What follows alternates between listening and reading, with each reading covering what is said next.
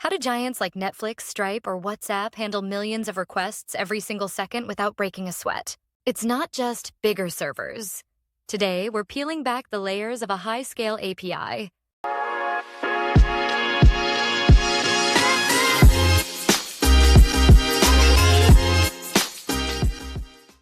When a client sends a request, the journey begins at the API gateway, even before the request reaches the application's logic. The gateway takes care of authentication and rate limiting. This is referred to as the API gateway.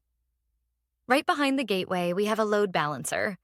We cannot handle a million requests on just one machine. We need a group of servers working together.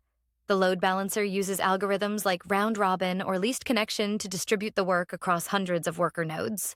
If a server fails, the load balancer simply routes traffic around it.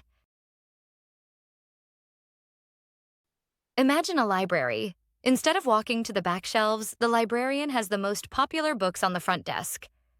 This saves patrons the walk to the back shelves. Similarly, the fastest request is the one that never reaches the database. This is what we call caching. High-scale APIs use a tiered caching strategy. For example, CDN, Redis, or memcached. Static data, like images, is stored at locations physically close to the user. For dynamic data, we store frequent query results in RAM.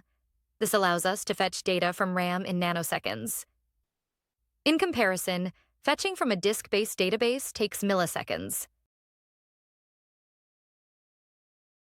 Eventually, we have to access the database.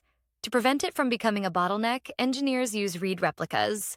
One primary database manages the writing, while many replicas handle the heavy reading traffic.